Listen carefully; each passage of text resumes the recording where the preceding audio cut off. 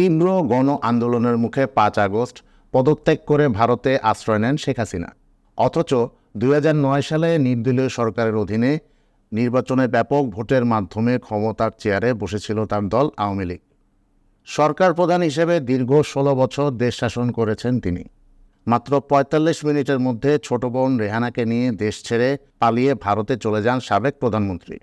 তখন দিল্লির কাছে গাজিয়াবাদের হিন্ডন বায়ুসেনা ঘাঁটিতে রয়েছেন বাংলাদেশের সদ্য প্রাক্তন প্রধানমন্ত্রী।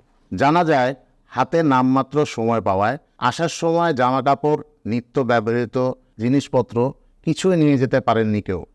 দিল্লির একটি সূত্র বলছে, গাজিয়াবাদের হিন্ডন বায়ুসেনা ঘাঁটিতে একটি শপিং নিজের এবং বোনের প্রয়োজনীয় জিনিসপত্র কিনতে যান হাসিনা। জামাকাপড়ের পাশাপাশি অন্যান্য জিনিসও কেনেন শেখ হাসিনা ও তার সহযোগীরা।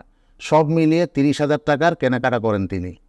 ভারতীয় মুদ্রাতেই দাম মেটাতে যান হাসিনা, কিন্তু কিছু টাকা কম পড়েন বিরাট বিপাকে। এরপর বাংলাদেশের মুদ্রা দিয়ে বাকি দাম মিটিয়ে দেন তিনি। সূত্র জি২৪ ঘন্টা। শেখ হাসিনার পাসপোর্টের মেয়াদ শেষ হওয়ায় এক প্রকার অবৈধভাবেই ভারতে রয়েছেন তিনি। রেহানা ব্রিটেনের নাগরিক। রেহানার কন্যা টিলিপ সেখানকার মন্ত্রীও, কিন্তু ব্রিটেনের অভিবাসন আইন অনুযায়ী সেখানে পা রাখতে পারছেন না শেখ হাসিনা।